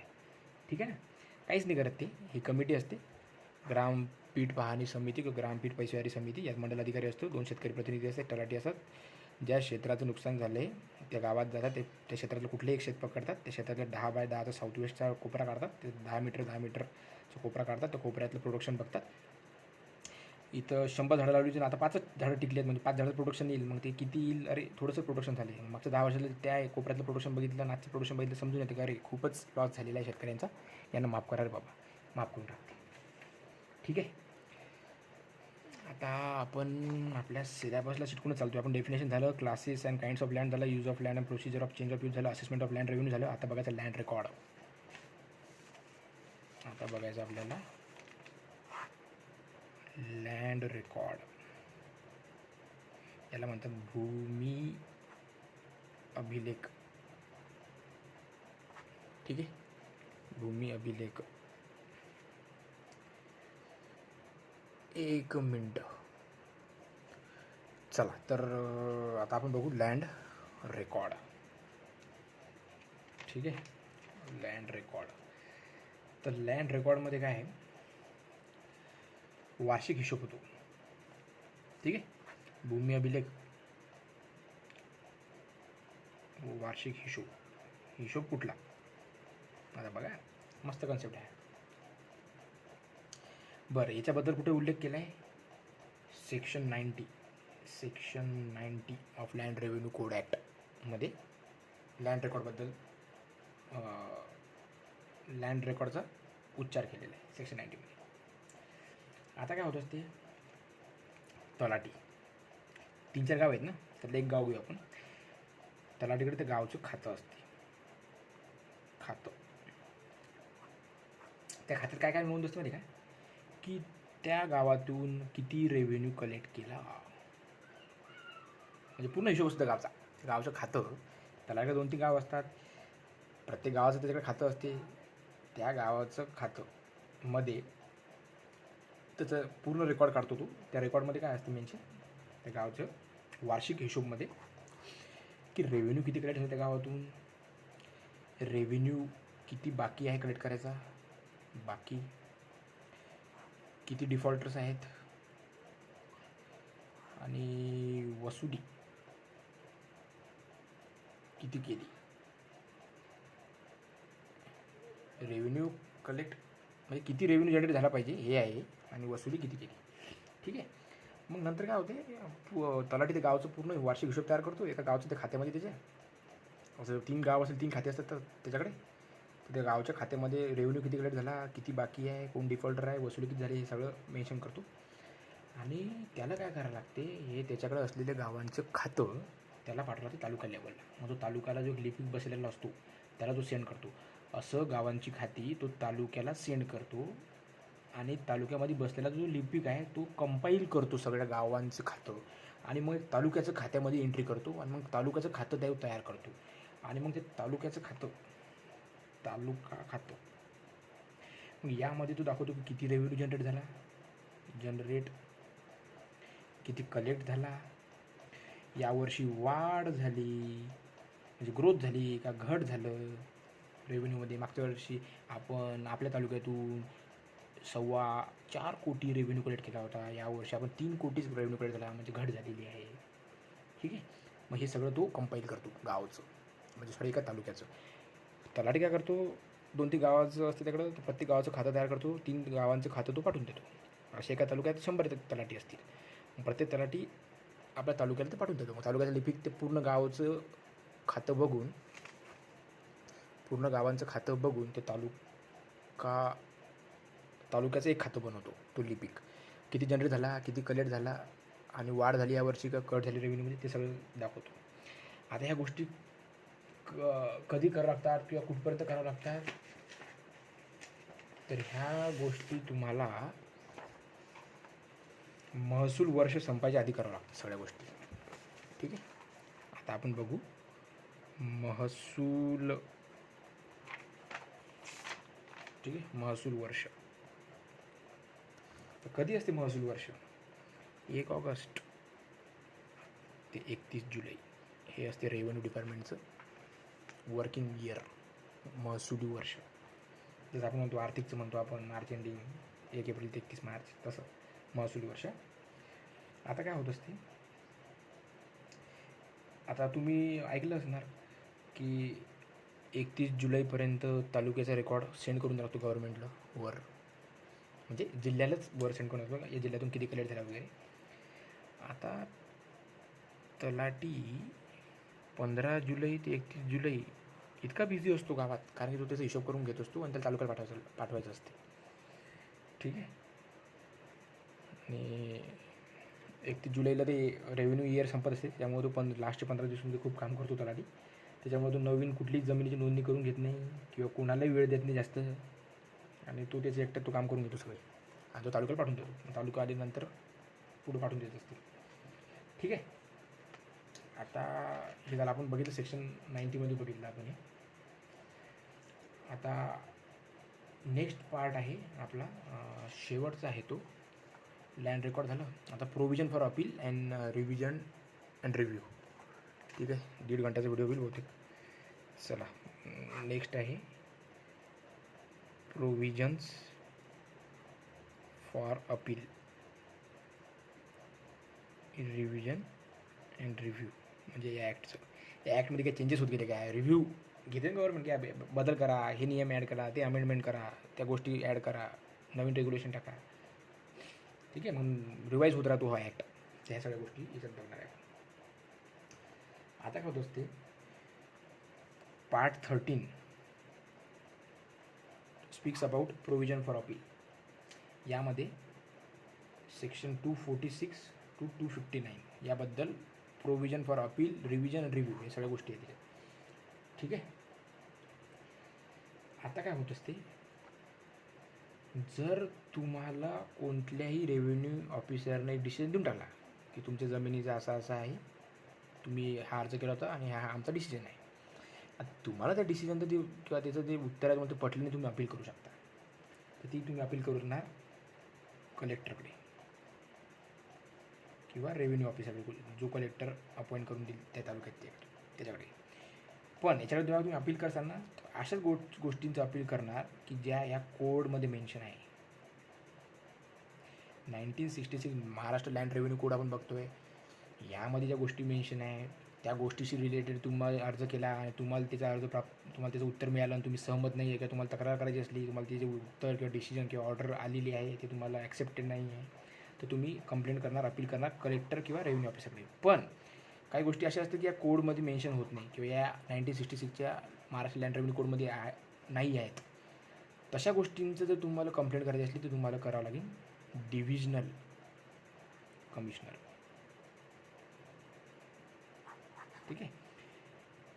हे आउट ऑफ सिलेबस म्हणजे out of code subjects, out of that code आणि सब्जेक्ट्स त्या कोडमध्ये, subject present in that code. हां, तुम्हाला अपील करायची असेल अशा तक्रारींकडे की ज्या गोष्टी त्या कोडमध्ये अवेलेबल आहेत त्याची तक्रार तुम्ही मग कलेक्टर किंवा तिथं कुठल्याही रेव्हेन्यू ऑफिसर, पण त्या आउट ऑफ कोड जर एखादं असेल तुमची तक्रारीचा विषय, तर मग तो डिव्हिजनल कमिशनर म्हणजे विभागीय आयुक्ताकडे तुम्हाला जावं लागेल. ठीक आहे. आणि कुठल्याही गोष्टीला तुम्ही 2 वेळाच अपील करू शकता मॅक्झिमम, म्हणजे थ्रू ऑफिसर, आणि त्याच्यापेक्षा जास्त असेल तुम्हाला कंप्लेंट तुम्हाला कोर्टमध्ये जा मग. ठीक आहे. त्यानंतर इथं सांगितले की हां, जर तुम्हाला एखाद्या अधिकाऱ्याने हा डिसिजन दिला आणि त्याची बदली होऊन गेली आणि दुसरा अधिकारी आला, तर दुसऱ्या अधिकाऱ्याकडेच तुम्हाला त्याची दाद मागावं लागेल. असं नाही होणार की म्हणजे इथलचा अधिकारी बदलून गेला तर तुम्ही ते वरच्या अधिकाऱ्याकडे जाणार मग की अरे हा बदलून गेला आहे, आता माझी कंप्लेंट चुकी नाही.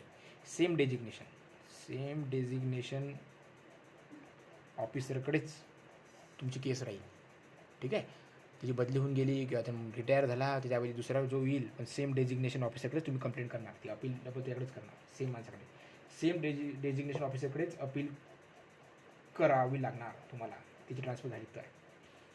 आणि कुठल्याही तुम्हाला डिसिजन किंवा ऑर्डर आली किंवा कुठल्याही तुमच्या अर्जावर डिसिजन झाली आणि तुम्हाला त्याची कंप्लेंट करायची असली तर 60 डेजमध्ये करावं लागते.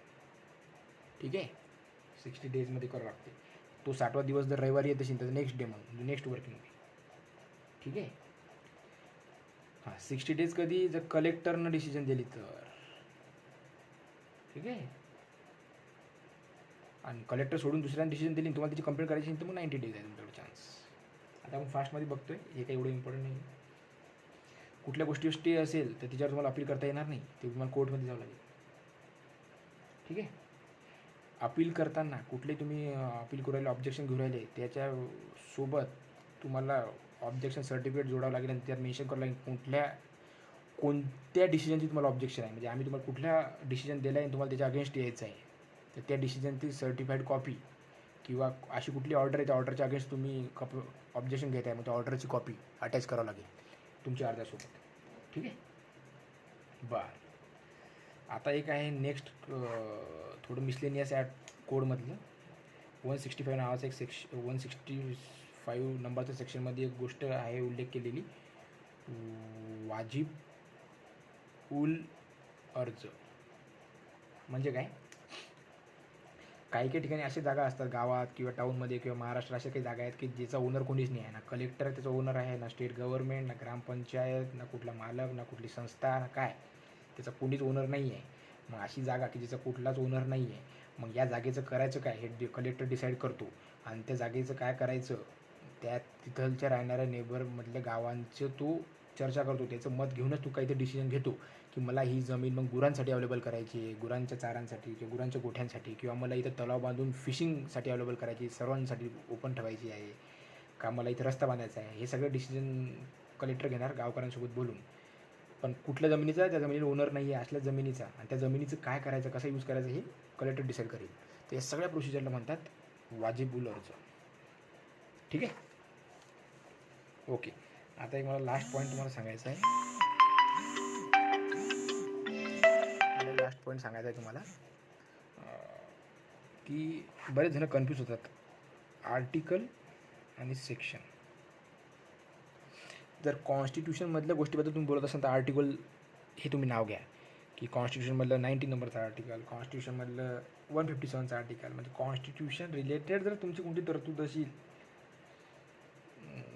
किंवा कॉन्स्टिट्यूशनबद्दल कुठल्या तरतुदाबद्दल तुम्ही बोलत असाल, तुम्ही आर्टिकल या नावाने त्याचा उल्लेख करा. आर्टिकल तुम्ही म्हणू शकता, पण लॉजमध्ये तुम्ही आर्टिकल नाही म्हणू शकत. की महाराष्ट्र कोड 1966 या लॉमध्ये आर्टिकल 19 नाही, तो सेक्शन 19 राहील, आर्टिकल नाही राहत. म्हणून लॉजमध्ये आर्टिकल नसतो, तिथं सेक्शन असते. म्हणजे आता एखादा लॉ असेल, डोमेस्टिक व्हायलन्स ॲक्ट येतो, ॲक्ट वेगळी गोष्ट, लॉ हां इन्कम टॅक्स लॉ असेल, तर त्या लॉमध्ये जर कुठलं काही असेल गोष्ट, तर तुम्ही असं म्हणणार नाही की इन्कम टॅक्स लॉमध्ये 24 नंबरचं आर्टिकल नाही, 24 नंबरचं सेक्शन म्हणावं लागेल तुम्हाला. कारण की लॉ म्हणजे काय, लॉ जो पार्लमेंट पास करते दोन्ही हाऊसमधून, आणि मग नंतर प्रेसिडेंट त्याच्यावर साईन करतो, मग गव्हर्नमेंट ऑफ इंडिया आपल्या त्या गॅझेटमध्ये ते पब्लिश करते, आणि मग ते लॉज इम्प्लिमेंटसाठी रेडी राहतो, म्हणजे लॉज अस्तित्वात येतो. आणि त्या लॉमध्ये जर काही तरतुदीबद्दल तुम्हाला बोलायचं असेल तर तुम्ही सेक्शन या वर्डचा यूज करा. लॉजमध्ये सेक्शन चालते, इथं लॉजमध्ये आर्टिकल नाही, आर्टिकल फक्त कॉन्स्टिट्यूशन. ओके, हा व्हिडिओ लंबा झाला आहे, 1 घंटा 27 मिनिट झाले. आता शेवटचे 2 मिनटं बाकी, 1:30चा करून टाकू आपण. काहीच पॉईंट मी सोडलेलं नाही आहे, जवळपास पूर्ण कवर केलं आहे हे. तर आज आपण बघितलं महाराष्ट्र लँड रेव्हेन्यू कोड 1966, पूर्ण नवीन सिलेबसमधला पॉईंट आहे, फर्स्ट टाईम ॲड झाला आहे. त्यात आपण डेफिनेशन बघितलं, classes and kinds of land बघितलं, use of land and procedure of change of use बघितलं, असेसमेंट ऑफ लँड रेव्हेन्यू बघितले, लँड रेकॉर्ड बघितले, provisions for appeal, revision and review बघितले, याच्या काही फंडामेंटल कन्सेप्ट बघितले. आणि तुम्हाला हा लॉ वाचताना काही अडचण येणार नाही, कारण की प्रत्येक डिफिकल्ट टर्म्स मी इथं कवर केलेले आहेत. असंच आपण आता ईच व्हिडिओमध्ये एक एक ॲक्ट बघून घेऊ. पूर्ण या सिलेबसमध्ये आपले 10 ॲक्ट आहे, म्हणजे या पेपरमध्ये, पेपर 2मध्ये. पेपर 3मध्ये 2 वेगळ्या आहेत, काही पेपर 4मध्ये वेगळे, नंतर बघू. पण या पेपर 2मधल्या महाराष्ट्र लँड रेव्हेन्यू कोड 1966 हा आज झाला. उद्या आपण एन्व्हायरमेंट प्रोटेक्शन ॲक्ट 1986, नंतर right of children and to free and compulsory education act 2009, right to information act हा माझ्या आवडीचा ॲक्ट आहे, right to information act 2005, information technology act 2000, prevention of corruption act 1988, नंतर schedule caste and schedule tribe prevention of atrocities act 1989 याबद्दल वाचू.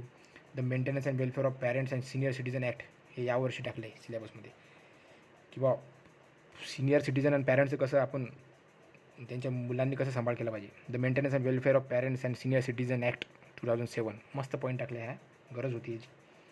आणि नंतर protection of civil rights, त्यानंतर इथं दिलं बघा डोमेस्टिक व्हायलन्स ॲक्ट. हे आपण एक एक व्हिडिओमध्ये बघू. काही तुम्हाला डाऊट असेल तर तुम्ही कमेंट करा कमेंट सेक्शनमध्ये, मी त्याचा रिप्लाय देणार. आणि याची तुम्ही प्लीज डाउनलोड करा डायरेक्ट अख्खे ॲक्ट, कुठल्या पुस्तकाच्या नादी लागू नका, आणि ते एकदा वरच्यावर ओव्हरलुक करून घ्या. आणि इम्पॉर्टंट सेक्शन मी जे मेन्शन सांगितलं व्हिडिओमध्ये ते तुम्ही वाचून घ्या. नंतर कुठल्या पुस्तकाला मार्केटमध्ये तेव्हा ॲज अ रिव्हिजन म्हणून पुस्तकाचा वापर करा. पण डायरेक्ट पुस्तक ना घेऊ, पहिले ओरिजिनल कायदाच वाचून घ्या. ओके, ठीक आहे. बाय.